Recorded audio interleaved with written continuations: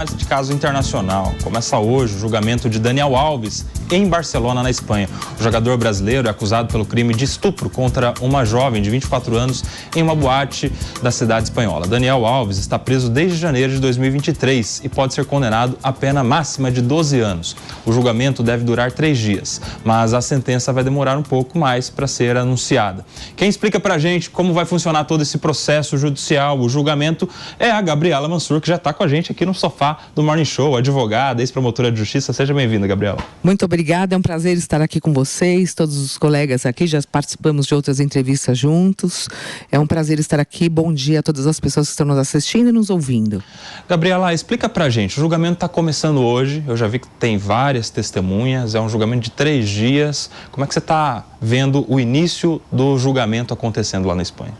Bom, primeiramente é importante dizer que foi rápido. Apesar do Daniel Alves estar preso, aguardando esse julgamento, nós tivemos uma instrução probatória rápida, uma colheita de provas periciais, testemunhais, e agora nós vamos ter esse julgamento que é a confirmação de todas essas provas produzidas. Oitiva da vítima, são várias testemunhas entre amigos da vítima, policiais que participaram das investigações, os peritos médicos que fizeram também essa investigação, participaram, e também nós vamos ter ao final, que foi um pedido da própria defesa, o interrogatório do réu. Tudo isso vai acontecer nesses 3 dias de julgamento e nós vamos acompanhar para saber o deslinde, culpado ou inocente. Mano Ferreira.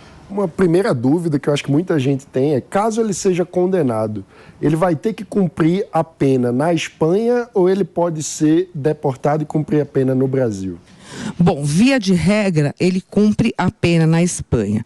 Porém, pode haver um pedido, tanto dele, da defesa, quanto também das autoridades diplomáticas brasileiras, para que ele cumpra a pena aqui no Brasil. Mas não é um processo simples e é uma regra é uma exceção à regra. Então, tem que haver um pedido, tem que haver um comprometimento das autoridades brasileiras de que ele vai, de fato, cumprir a pena nos mesmos moldes que seria cumprido lá na Espanha, e toda a fiscalização. Mas, a princípio, ele inicia o cumprimento da pena no país em que ele cometeu o crime e foi condenado. É diferente do caso do Robinho, porque o Robinho entrou no Brasil e depois teve a condenação. Então, ele se encontrava em território brasileiro quando da pena da sentença condenatória definitiva. Então, aqui ele deve cumprir porque não se extradita brasileiro nato. Agora, no caso do Daniel Alves, ele está sendo processado lá, ele cometeu o crime lá e a sentença condenatória será na Espanha com ele no território espanhol. Então, o início da pena é na Espanha. Agora são 10 horas e 58 minutos. Quem está voltando do intervalo na rádio, a gente está aqui com a Gabriela Mansur, ela que é especialista em casos de violência contra a mulher, advogada, ex-promotora de justiça, está explicando para a gente aqui alguns detalhes do caso do Daniel Alves. O caso começou a ser julgado hoje lá em Barcelona, na Espanha. O PP tem uma pergunta também, mas antes do PP perguntar, Gabriela, só dá um panorama geral, relembra o caso para a nossa audiência do Daniel Alves e na sequência o PP já te faz uma pergunta. Vamos lá, o Daniel Alves está sendo acusado de um crime que na Espanha chama-se agressão sexual. Lá eles têm um tipo penal, um crime para todos os atos sexuais contra a vontade da vítima, mediante violência ou intimidação ou que abusa da vulnerabilidade da mulher, como é o caso que ele está sendo processado, está sendo acusado. Houve uma vulnerabilidade da vítima, ela foi impedida de oferecer resistência, tendo em vista, além da violência física, da força que ele fez, também o estado dela de embriaguez, que diminui a capacidade de resistir e de entender a situação. Ele foi preso preventivamente, tendo em vista que houve várias contradições nos seus depoimentos, foram 5 contradições. Primeiro, ele não conhecia a vítima, depois ele conhecia e iniciou uma paquera com ela, depois eles foram até o banheiro e lá ela fez sexo oral nele, de repente ele acabou se assustando, depois eles tiveram uma relação sexual e quando foi encontrado material genético e compatível com o material dele na vítima, aí ele confessou que houve sim uma conjunção carnal, mas que havia sido com o consentimento da vítima. Então, toda a discussão aqui gira em torno do consentimento. O Ministério Público da Espanha pediu a condenação dele a 12 anos de prisão e mais o pagamento de indenização a título de danos morais e patrimoniais de 150 mil euros. E hoje é o julgamento, ele está preso desde, salvo engano, janeiro de 2023, quase um ano preso, e agora nós teremos o julgamento dele. Só um complemento, a vítima tem feito tratamento psiquiátrico com sintomas de estresse pós-traumático, né?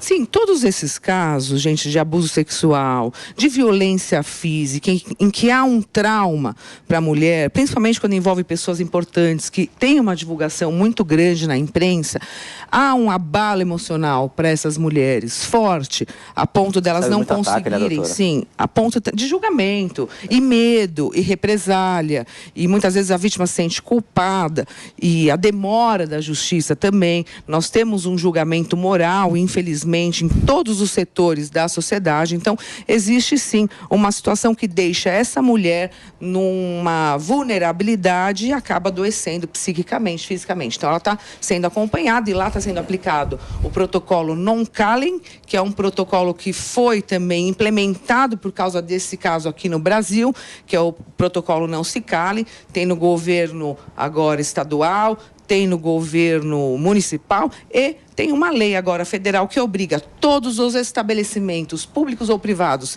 que fazem festas, bares, casas noturnas, que adotem esse protocolo, que foi o que foi feito lá na Espanha. Por isso que ele está preso, por isso que teve a colheita das provas periciais, oitiva de testemunhas e proteção da privacidade da vítima. Pepe, isso aí é interessante, né? O fato do caso Daniel Alves ter tanta repercussão está gerando aí mudança na lei em todo o mundo, inclusive no Brasil. Sim, claro, é interessante mesmo. Agora, tem uma dúvida, Gabriela. No Brasil, uma ação de processo de estupro é uma ação pública, né? Não cabe, por exemplo, às partes negociarem o arquivamento da ação. Como é que funciona isso na Espanha? O advogado Daniel Alves pode negociar com o advogado da vítima e com o Ministério Público e arquivar essa ação? Como é que funciona isso lá na Espanha? A Espanha adota exatamente o mesmo procedimento aqui do Brasil. Por ser uma situação pública que extrapola a esfera privada, porque diz respeito a uma questão comportamental, social, se você tem um acordo e um arquivamento desse processo, isso pode dar como se fosse a impressão de um incentivo à prática de crime. É só pagar e nada acontece. Isso, ao meu ver, também viola o princípio da igualdade, porque quem comete um crime como esse e tem dinheiro para pagar uma indenização alta, não é processado criminalmente. Agora, quem comete um crime dessa natureza e tem uma situação financeira ruim ou não tem condições para pagar uma indenização, vai ser processado. Então, na Espanha, estão muito falando dessa negociação. Houve, sim, uma proposta de acordo para a parte da indenização civil. E como funciona? Havendo um acordo na esfera civil, ao pagamento da indenização, isso funciona como uma atenuante quando da aplicação da pena, no caso dele ser condenado. Quer dizer, se ele fizer um acordo em relação à indenização, ele tem uma pena ali de alguma maneira facilitada. É como se fosse uma atenuante, atenua a pena porque ele reparou o dano civilmente, pagando essa indenização para a vítima. Julia Lucy, quero te trazer para a conversa porque a gente está falando de um caso grave, violação sexual contra a mulher, um caso que infelizmente é muito presente no mundo todo, né? A gente vê, por exemplo, os índices de feminicídio no Brasil crescendo muito, né? No caso aqui, claro, é uma violação sexual. Quero te ouvir, Julia Lucy, se você tem perguntas para a doutora Gabriela. Eu tenho. Doutora, bom dia. Obrigada por estar aqui conosco. Eu que agradeço. Parabéns aí pelo trabalho. Só reforçando, Nelson, que a gente está diante ainda de um caso não decidido, né? O Daniel Alves se posiciona como inocente. Alguns elementos serão utilizados aí, as imagens das câmeras que mostram ali o flerte entre os dois. E eu acredito que existe aí um nível ainda de subjetividade nessa questão, porque houve uma conversa dos dois antes, eles entraram juntos no banheiro, enfim, e tem gente que faz sexo em banheiro de bar e restaurante, e então ele ainda não é considerado culpado, né? Então a gente não pode falar que nós estamos diante necessariamente de um caso de violência contra a mulher. Gosto sempre de frisar que o devido processo legal, ele precisa ser sempre respeitado. Agora, eu queria perguntar para a doutora, exatamente nessa linha, doutora, a gente sabe que existe uma concertação social no sentido de reprimir essas posturas machistas, né, que desencadeiam atos de violência contra a mulher, sendo o mais extremo deles o feminicídio. A gente sabe que isso está muito forte no Brasil, felizmente. E aí eu queria saber se essa cultura também, né, de combate ao machismo, a atos de violência, ela também está forte na Espanha, a ponto de mobilizar a opinião pública de antemão em relação a Daniel Alves, e se você entende que essa comoção da sociedade pode interferir no julgamento de Daniel Alves. Bom, vamos lá. Inicialmente, nós não estamos falando aqui de ninguém culpado. Nós estamos falando de um acusado de um crime de violência, de uma violência sexual, sim, contra a mulher. É um caso de violência sexual que pode ou não culminar na condenação ou na absolvição, caso não haja prova suficiente para sustentar um decreto condenatório. Até agora, pelas notícias e também pela escuta das pessoas que estão nos processos e são especialistas lá da Espanha, existem indícios suficientes de autoria e prova da materialidade, o que dá a entender que pode sim processá-lo por um crime de agressão sexual. O devido processo legal está sendo respeitado. Eles estão tentando, aliás, foi a alegação deles, a anulação do julgamento sobre dois aspectos. O primeiro aspecto, sobre que ele não sabia de que estava sendo investigado. Isso é permitido.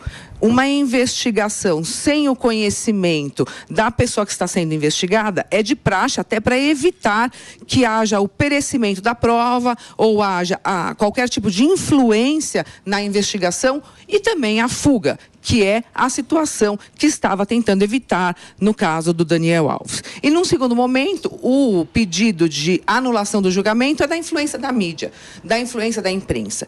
Eu acredito que a imprensa, se tiver extrapolado o seu direito de informação e a liberdade de expressão, deve ser julgada ou processada por esse fato. Mas isso não pode, de alguma forma, anular, apagar um fato que, em tese, foi um crime cometido contra uma mulher de tamanha gravidade e repercussão. A repercussão também se dá pelo fato de nós termos, do outro lado, no banco dos réus, uma pessoa famosa, um jogador de futebol, e isso demonstra que ninguém está acima da lei. Então, isso chama atenção. Agora, todos esses casos são midiáticos, todos esses casos têm uma grande repercussão na imprensa e isso não faz com que o judiciário perca sua imparcialidade. A imparcialidade do judiciário vai ser preservada como está sendo, como é preservada aqui no Brasil, mas a imprensa tem o direito e o dever de casos como esse, que trazem uma repercussão social, sim, e até uma modificação do comportamento da sociedade, que informe a situação do caso concreto. Então, eu não estou vendo aqui qualquer tipo de abuso da imprensa, tampouco qualquer tipo de violação do princípio da imparcialidade do Poder Judiciário. Ô, Palumbo, você é delegado de polícia, você sabe que há uma crítica muito grande de boa parte das mulheres de que elas têm medo de ir até uma delegacia denunciar um tipo de abuso, às vezes elas são tidas como culpadas do próprio abuso, enfim, há uma desconfiança se aquela alegação é verdadeira ou não, e isso vem diminuindo ao longo do tempo, né? Antigamente isso era até mais forte, essa crítica entre as mulheres. A doutora Gabriela e a Júlia podem confirmar isso ou não. Você acredita que hoje a polícia de São Paulo, por exemplo, está mais preparada para receber esse tipo de denúncia numa delegacia? Precisa melhorar muito, não é o ideal, mas isso vem aumentando justamente por trabalhos como o da doutora, que é uma voz nacional que fala para as mulheres denunciarem o tempo todo. É difícil, principalmente quando o agressor é famoso, tem um cargo importante na República, muitas das vezes, as vítimas acabam... A doutora pode falar muito melhor que eu, mas quando a pessoa é famosa, é poderosa, tem cargo, deputado, a vítima ela fica um pouco inibida. Mas a gente sempre orienta, vá até o final. não se acovarde, porque ninguém está acima da lei, né, doutora? Sim. Tem esse sentimento melhor hoje na sociedade feminina? Muito, muito. Nós temos um aumento das denúncias de violência contra a mulher significativo. Não só da questão do estupro, do abuso sexual, do assédio sexual no trabalho contra CEOs, contra empresários, em que as mulheres estão começando a buscar os seus direitos, denunciar até para que outras mulheres não passem por essa situação. E violência doméstica também, né? E a violência doméstica, que é algo muito grave no Brasil. Nós somos, infelizmente, o 5º país do mundo com maior índice de feminicídios, que começa com uma violência doméstica que vai se intensificando. A escalada da violência começa com xingamento, com controle, com a humilhação, com a desqualificação da mulher, com agressão física, com isolamento total e depois com a morte dessa mulher. Vai dando sinais ao longo do tempo. Sim, são sinais desse relacionamento abusivo e agressivo. Nenhuma mulher morre da noite para o dia. Existe uma escalada. Então, é importante a mulher denunciar, buscar ajuda, pedir medidas protetivas, e nós, do sistema de justiça, agora eu só como advogada, mas há muito tempo como promotora de justiça, estamos de portas abertas para esperar a sua denúncia e proteger a mulher. E quero só aqui, já que você fez um elogio à minha pessoa, eu quero fazer um elogio à sua pessoa enquanto delegado, que dá voz para as mulheres, que sempre nos atendeu, sempre divulgou os casos e explicou quais são os caminhos necessários, exigindo também, Palumbo, das autoridades competentes aquela resposta para a mulher que sofre violência. E aí, Mano Ferreira? Então, eu queria trazer um ponto que foi muito polêmico ao longo desse processo, que num dado momento a mãe do Daniel Alves fez uma publicação em redes sociais com um suposto vídeo que seria da vítima em festas, meio que continuando sua vida após o acontecimento, e a mãe de Daniel Alves tentou, de alguma forma, dizer que isso seria uma evidência de que a acusação seria infundada. Como que casos assim, onde um familiar do acusado coloca em público, em rede social, a figura da vítima tentando questionar a legitimidade da acusação, como que isso se enquadra juridicamente?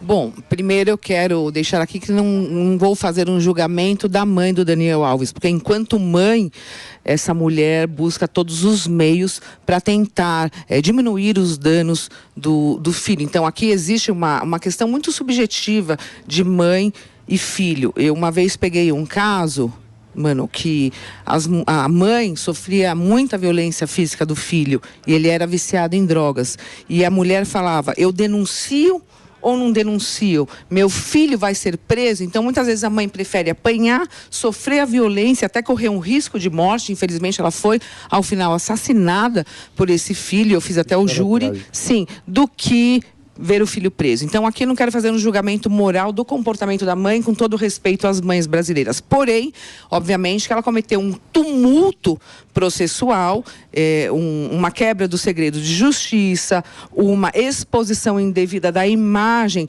de uma mulher que foi, em tese, vítima de um crime grave, que está num contexto de processo judicial, e lá na Espanha eles preservam muito essa intimidade, essa privacidade da vítima. É até um dos princípios do protocolo No Calling, que é a privacidade da vítima e mais, o não julgamento do comportamento da vítima. O que nós temos que ver? O comportamento de quem está sendo acusado, de quem cometeu esse crime em tese. Não inverter. Então, ela teria que ficar presa na sua casa, ela também perderia sua liberdade por ter sido vítima de um crime. Então, vamos pensar sobre isso, e aqui é meu posicionamento de que a situação é um crime de tumulto processual na Espanha, ela vai ser julgada lá na Espanha, eu acredito que ela esteja lá, o crime foi cometido aqui. Agora, se ela estiver aqui, eles encaminham aqui para o Brasil, e aqui no Brasil ela pode ser processada. Mas é importante deixar claro, a Ju pediu, ela já vai falar, é importante deixar claro que nesses casos a vítima é preservada, a identidade da vítima, ou seja, até para incentivar a denúncia mesmo. Segredo de justiça, Sim. Uma exposição indevida dela,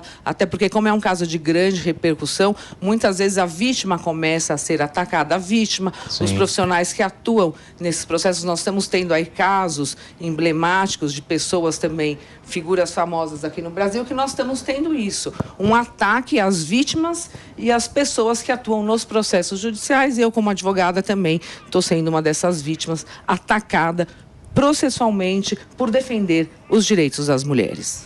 Inclusive, nesse caso lá, a vítima ela vai ser ouvida também durante o julgamento e não vai ser ouvida como todas as outras testemunhas na frente de todo mundo. Tem um tratamento especial para esse tipo de oitiva. Para evitar vazamento de dados, de áudios, de vídeos das audiências, não dá para ter um controle total do sigilo, do segredo de justiça, porque várias pessoas estão envolvidas e é online, também pode ter haters e outras coisas. E até para a pessoa não se constranger diante da figura que para ela é o violador, né? Júlia Lucy.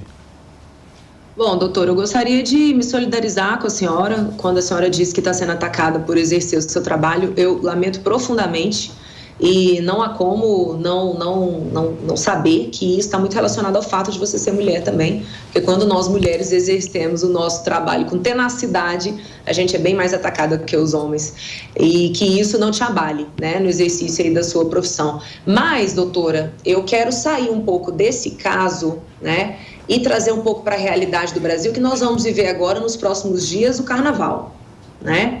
E no Carnaval, as pessoas, tradicionalmente, a maior parte, acaba bebendo muito. Mulheres, homens, bebem muito. E também é tradicional que, nesse processo de embriaguez, as pessoas se conheçam, se relacionam e, inclusive, tenham relações sexuais. E aí, doutora, qual que é a linha que a gente poderia nesse momento instruir, principalmente aqui, os homens, né? Se ele conhecer uma mulher e ele percebe que essa mulher está embriagada, mas ela demonstra interesse de ter relação sexual com ele, o que ele deveria fazer para não correr o risco de ser acusado? Ele deveria, de jeito nenhum, ter relação com essa mulher? Ou a ele ainda cabe um espaço ali de subjetividade para avaliar o grau de alcoolismo que essa mulher está, para que ele decida se ela tem condição de decidir se quer ter aquela relação sexual? Qual é o conselho que a gente pode dar agora para quem vai pular o Carnaval? Perfeito, Júlia. Primeiro quero agradecer a sua solidariedade, dizer que nós não vamos nunca recuar diante da luta das mulheres. Quando eu atuei no caso do João de Deus, eu também fui muito perseguida, fui muito atacada, mas nós continuamos firmes e fortes, é como nós estamos agora. Então, obrigada e toda a minha solidariedade também enquanto mulher, você na sua profissão. Em relação a essa pergunta, existe aqui uma linha tênue. Se a mulher está embriagada a ponto de não saber o que ela está fazendo, se houver uma denúncia contra esse homem que com ela teve uma relação sexual, ele pode sim responder pelo crime de estupro de vulnerável. Vejam, qual que é o limite? É o consentimento. O que é o consentimento? É o sim. Não ou não. O silêncio não pode ser sim. A pessoa está embriagada não significa o sim. A roupa da mulher não significa um sim. O comportamento dessa mulher não significa o sim. O sim, ele deve ser manifestamente expresso por essa mulher. E ele só pode ser considerado válido se não houver qualquer vício de vontade nesse manifestamento. Qual é o vício de vontade que nós estamos falando aqui? A perda da consciência. A perda total do que ela está fazendo ou não. Então, o meu conselho é, na dúvida, não faça. Porque, infelizmente, você, mesmo não tendo cometido um crime com violência, com grave ameaça, você pode ser acusado de ter se valido da vulnerabilidade da vítima e com ela ter mantido relação sexual sem que ela pudesse oferecer qualquer tipo de resistência, que é como é o caso do Daniel Alves. Então, o meu conselho, quem sou eu para dar um conselho? Até porque eu dou só orientação jurídica, mas, na dúvida, se a mulher estiver embriagada, ela está em situação de vulnerabilidade, você pode ser acusado por estupro de vulnerável. Muito rapidamente, doutora Gabriela, a gente tem mais um minutinho, já está valendo o protocolo aqui no Brasil, né? Sim, protocolo já está valendo. Todos os estabelecimentos públicos ou privados que fazem festas, bares, restaurantes, eventos, têm que ter a capacitação dos seus funcionários, têm que aplicar imediatamente o protocolo, preservar a vítima, chamar as autoridades competentes e dar todo o apoio jurídico e psicológico para essas mulheres que são vítimas de violência. Nós já tivemos denúncias, nós temos um canal de denúncia que chama Justiceiras e nós recebemos denúncias diariamente. Nós já tivemos várias denúncias sobre tipo de violência nos estabelecimentos públicos com a aplicação do protocolo Não Se Calem. Então tá aí, informação importante para a audiência, qualquer tipo de violação, aí em especial em relação às mulheres, já está valendo o protocolo, denuncie, procure aí ajuda se necessário. A gente quer agradecer demais aqui a participação da doutora Gabriela Mansur, advogada, especialista em casos de violações contra as mulheres, ex-promotora de justiça e irmã do meu grande amigo João Vinícius Mansur, um dos advogados mais influentes do Brasil. Ainda bem que eu não briguei com ninguém, né? Tá tudo certo. Perfeito, obrigado. E por aqui, gente...